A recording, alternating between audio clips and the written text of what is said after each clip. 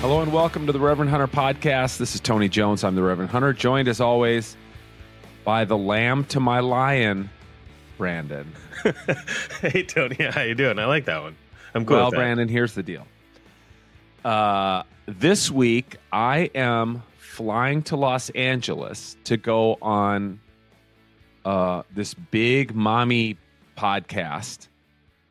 It's called the Ellen Fisher Podcast. Okay. To debate a Christian vegan. What? Really? Okay, uh-huh. Yeah, man. People can look it up. This guy made a movie called Christspiracy. And in it, he argues that for 2,000 years, the church has covered up the fact that Jesus was a vegan because the church is, in bed with big meat and industrialized farming. And I guess has been since the first century. Yeah. So they covered up this secret truth that Jesus was a vegan. And so I know, dude. And I am prepping to debate this guy for like 3 hours. I think the debate's going to go 2.5 to 3 hours, and they're filming it. This woman has 750,000 subscribers on YouTube. Yeah. So, I think this thing will get a lot of play. So I'm doing a lot of prep for it. And of course, they're going to be like, well, in Isaiah, it says the lion lies down with the lamb, and so that's the kind of ideal future is that there's no more predators and prey and we just eat vegetables and this kind of thing. So this is why today, Brandon, I'm the lion and you are my sidekick, the lamb. That is wonderful. That is, I will tune into this podcast. That should be interesting. Wow. I know. I don't know when it'll release. Sometime this spring, of course. I'll link to it and announce it here on the pod and stuff. But I just have to ask one clarification. So are they saying Jesus, or is he saying Jesus is a vegan or vegetarian? Is it? I'm confused by that little specification. Well, that's a good point. They're very cagey in the movie, and they're like, hey guys, we're just asking questions. We're just saying, isn't this interesting? And that should really make you think. Like they cover their bad biblical interpretation by just, hey, we're just here to point some things out. Isn't that curious that this is this and this is that, Sure. So they don't actually ever land the plane. I think that's part of their thing. And they keep saying, like, at the end, they're like, hey, we're just here to start a conversation. They're not biblical scholars, the two guys who made the film. They're filmmakers. One of them's a lifelong Christian. The other's a Buddhist. So yeah, that's a great question. They don't really say specifically. They kind of go back and forth. I guess they would probably say a vegetarian. Sure. Because they say they admit that, like, John the Baptist ate wild honey. But then, the question is, well, what about he ate locusts and wild honey? That's what the Bible says, right? And they're like, oh, no, the locusts, that was a type of bread called locust bread. That's what it's really referring to. I'm like, oh. That's a new one. So, biblical scholars for 2,000 years have misinterpreted that word that means locust, and they should have interpreted it as locust bread. Right. It's just like that fish bread they mentioned in the Bible too. Yeah, exactly. I could go on and on. Yeah. I've been really deep in I've been refreshing my seminary Greek and I'm preparing. So, well, hey, that's kind of awesome. Fun. Kick your brain into gear in another way. That's fun. Yeah. Oh, it's been super fun doing this research. It's been a long time since I've done research like this, and these are, I'm hoping that opportunities like this kind of pop up to let people know my book exists. Which, speaking of which, it came out a week ago.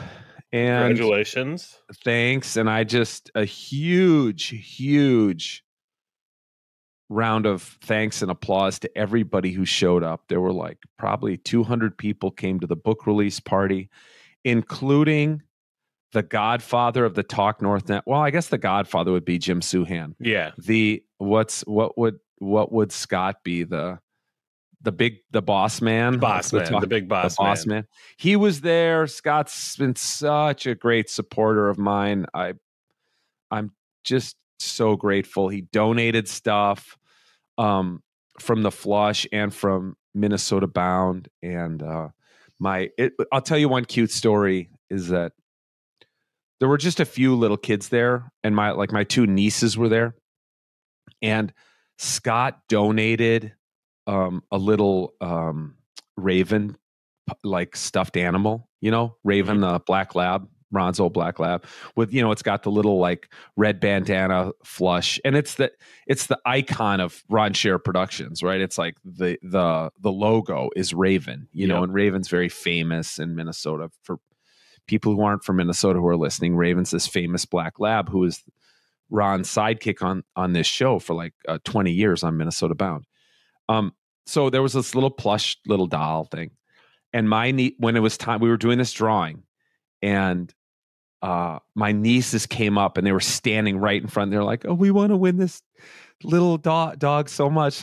And I drew a number, a ticket, and it was a guy, an older guy, and he came up. I gave him the Raven stuffed animal, and he just spun around and handed it right to my nieces. Oh, that's so nice. Oh my gosh, it was so cute. I sent Scott a picture, and then I gave that guy I'm like, well, you get a Flush hat instead since you gave away the stuffed animal. That's really cool. That's nice. Yeah, little things like that. Yeah. It was great. And the audio we're going to play today for the podcast is audio you're going to Brandon, you're going to have to work a little magic on, but I recorded on like a little shotgun mic setup my book reading this is a shorter episode today, folks, but I wanted, for those of you who weren't able to be there, I wanted you to have just a little sense of what that night was like. Audiological goodness in your earbuds of you'll hear me reading and you'll hear some crowd noise and maybe a little laughter and some applause, but just to give you a sense of the energy, I read a passage from a chapter called Risk, and it's the very opening of that chapter about a trip I took my kids on when they were young on Gunflint Lake, and we got caught in a storm.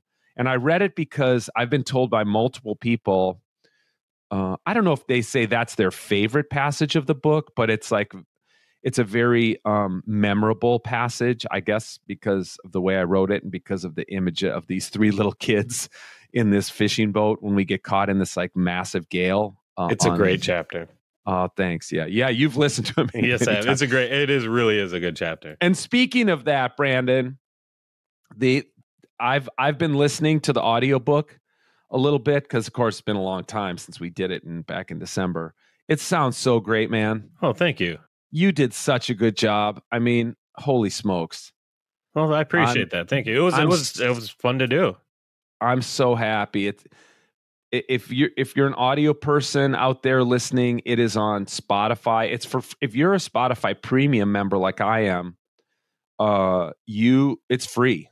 I mean, it's just included in Spotify Premium. But you can also get it on Audible. It's on like Google Play, the Google Play Store. It's on the Apple, whatever.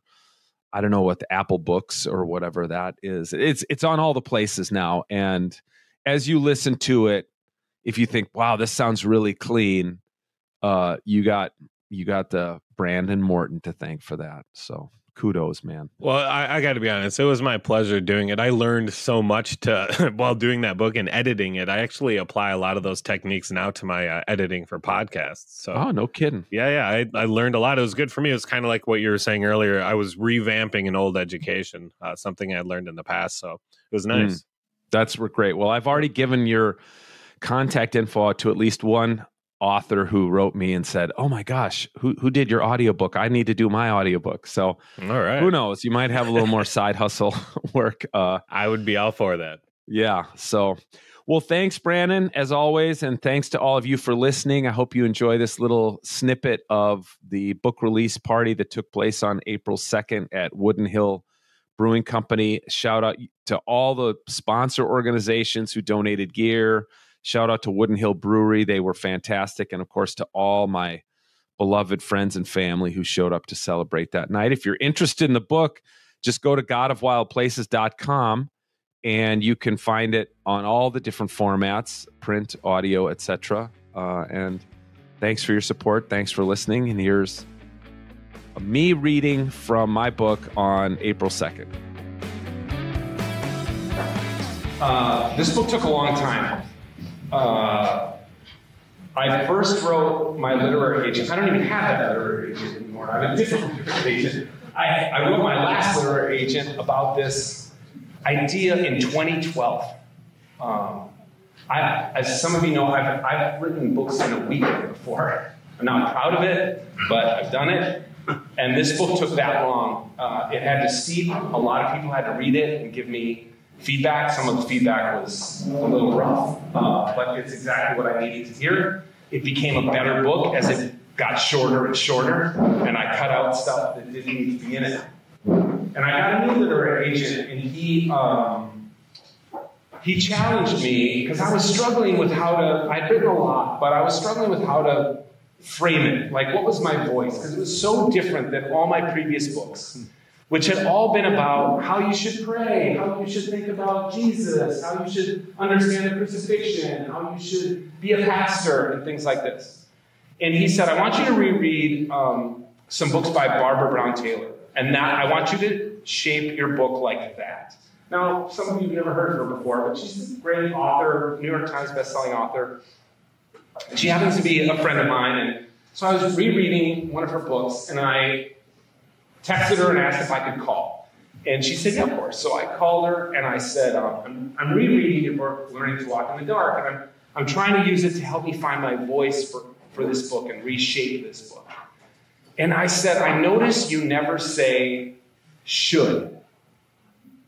It's not how you write.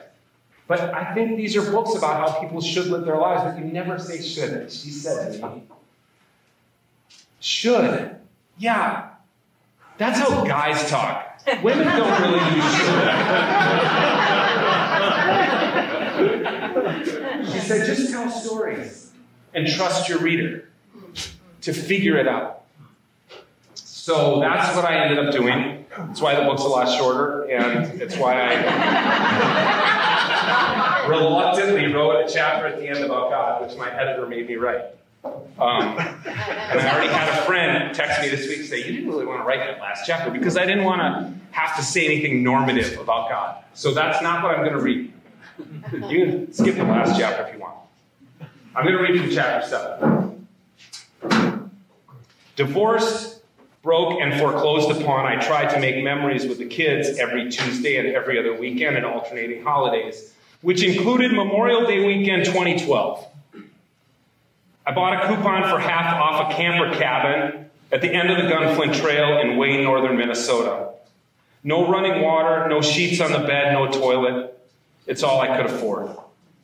But the deal included a half-day rental of a fishing boat with an outboard motor, which I hoped would be the highlight of the trip. We drove 6 hours north in the rain, fell asleep to the sound of rain on the cabin roof, and woke to more rain. Mounds of dirt around the newly constructed cabins had metamorphosed to rivers of mud, which we forded to the communal bathroom. The kids were 12, 10, and 7. We spent most of the first day reading books confined to the tiny cabin by a chill drizzle. We ate cold cereal for breakfast and soggy sandwiches for lunch, and I attempted in vain to light charcoal on the cabin's grill for dinner. Instead, we drove to Trail Center Lodge for burgers and milkshakes. The next day, the weather broke, so we grabbed our fishing gear, hiked down the hill to the docks, and claimed our boat. The lodge is at the west end of Gunflint Lake along a sweep of water that runs east-west. After getting some advice from other anglers who were pushing off, we puttered east, trolling for fish of any kind. I sat in the stern, a hand on the tiller, while the kids hung lines over the gunnels. At some point, Aiden hooked into a big one, and I awkwardly reached to help him net the fish, while also trying to keep the boat pointed into the wind, which was picking up. Cheers of elation erupted when we got the fish into the boat, a 3.5-pound lake trout, a beast. Who wants to go to Canada, I asked, pointing north across the Narrows. It's right over there. More cheers. I turned the boat north and throttled up the motor. On the far shore of Gunflint Lake, the kids climbed out onto a rock. I snapped a photo and congratulated them on being international travelers. As the kids got back into the boat, I noticed the clouds overhead, low enough to touch, it seemed, and racing across the sky. Unusually, they moved from east to west, giving the waves a 7-mile runway down the lake to pick up steam. Then the rain started. Horizontal, huge drops, pelting us like miniature water balloons exploding on our faces. The storm was upon us before I knew what was happening. I tried pointing the boat south, but the first wave that hit the port side almost capsized us. I wrestled with the tiller, turning us east into the Whitecaps. I shouted over the wind and rain for the kids to sit 3 abreast on the middle bench and hang on to one another. The dead trout sloshed around the deck in the expanding pool of water. When the bow crested a swell, the wind batted the boat sideways, and breakers again threatened to surmount the port side. I shouted at Tanner to move forward. We need weight in the bow. He looked back at me with distress etched on his face. On all fours, he crawled to the front bench, scrambled upon it, and braced himself by grabbing the bow with both hands. Aiden and Lily bounced on the middle bench with each wave, laughing, blissfully unaware of the severity of our predicament. I couldn't see more than 20 feet in front of us. I steered the boat straight into the wind. I hoped we were going east-southeast, but I had no way of knowing, since I could see no landmarks and had no compass, and we were 30 miles from a cell phone tower. We mounted each wave and violently slapped down on the other side. Mid-wave, the outboard motor's prop came out of the water and cavitated, suffocating on air. If the motor died, we'd be in real trouble. I rotated the tiller handle counterclockwise, throttling down. If I spun it too far, I'd kill the engine. I found a rhythm, throttling up when we climbed a wave, throttling down when we descended the other side. Seeing a generous trough between waves, I pulled the tiller hard to port, swinging the boat around. Now we were going with the wind, the gale astern. Good news, we made better progress, and the pitching was less violent. Bad news, the occasional rogue wave came over the transom. The water in the boat was ankle deep. Lightning flashed, followed too closely by teeth-rattling thunder. I zagged and zagged our way across the lake, into the wind, then with the wind. I figured that we'd eventually reach the south shore, where I'd beach the boat and find shelter. But then, after I don't know how long, Tanner shouted that he saw something. The end of a dock came into view. Then we saw our boat's siblings rocking in their slips. Somehow, we'd emerged from the squall at the exact right spot. I clumsily docked the boat, and we scrambled out, bedraggled and soaked. My body shuddered with cold and with the terror that only really hit me when we were safely on shore. But the kids were gleeful. For them, it had been an adventure to rival any amusement park ride. Aiden giddily held up his trout and asked if we could cook it for dinner. We did, and we agreed it was the best fish we'd ever eaten. That night, as I lay awake, images of an upturned boat and 3 children gasping for air tormented me, along with the voices in my head telling me what a terrible father I am. Well, I go on to write about risk and danger in that chapter, and you can read it for yourself, but I want to give you a little sense, if you haven't read it yet, of what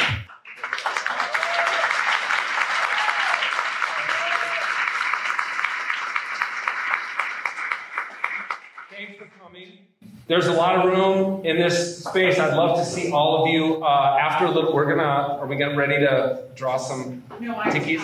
Yep, so if you you don't have a raffle ticket, if you would raise your hand so just I can. give me the roll. If you can open your phone. Yes.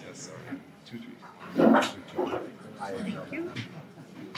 And Tom and I, you can talk around, but look, we got a lot of gear to give away thanks to my wonderful friends at all these organizations. We're going to pull tickets. If you don't come up within 30 seconds, we're pulling another ticket. That's fine. And if you win the best, really, really expensive best money vest, and you don't want it, We'll take it. yeah, we'll take it. Same with a cigar. No, if you don't want it, you can just grab a hat and we'll give it to somebody else. So we'll get the last tickets out in the great time to get the beer, but if you go get a beer, give your ticket to somebody else and don't miss any of the raffles. But we're going to get the raffles done kind of quickly. Yeah.